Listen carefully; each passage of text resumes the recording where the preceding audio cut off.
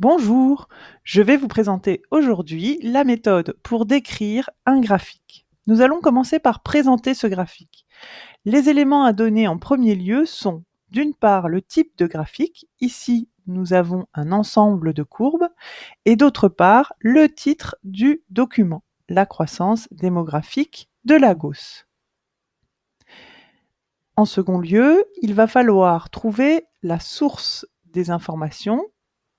Ici, il s'agit de l'INED et des Nations Unies. Troisième information à donner avant de commencer la description du graphique proprement dite, il s'agit de détailler les informations qui se trouvent sur les deux axes. D'une part, celui qu'on appelle l'abscisse en horizontal. Ici, il s'agit du temps, des années.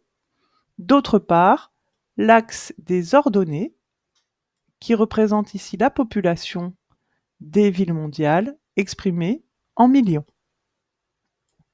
Si je reprends l'ensemble de ces informations, cela donne: nous sommes en présence d'un ensemble de courbes représentant la croissance démographique de Lagos comparée à celle d'autres villes mondiales.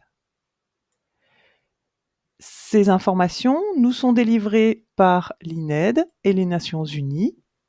Elles sont exprimées en millions d'habitants et la population donc est présentée entre 1960 et 2030. Maintenant, il va s'agir de décrire l'évolution de la population. En particulier, il s'agit ici de celle de la population de Lagos. Donc nous allons isoler la courbe qui nous intéresse, c'est la courbe rose. Et pour décrire donc l'évolution de cette population, il va nous falloir trouver un certain nombre de repères. Le point de départ, donc ici, n'est pas très parlant, donc on va choisir par exemple 1960. On peut estimer la population en 1960 à 1 million d'habitants, puisqu'on est nettement en dessous de cette ligne qui représente 5 millions d'habitants. Donc on pourra commencer par dire que la population de Lagos en 1960 est estimée à 1 million d'habitants.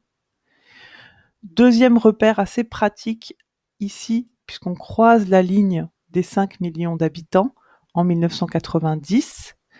Troisième repère assez facile à détailler, celui de 2010, où là on croise la ligne des 10 millions d'habitants. Et je pense qu'on peut donner encore le repère qui correspond à 2014, donc à la date des données du graphique. Et là, si on poursuit la ligne, on arrive à peu près à 12 ou 13 millions d'habitants.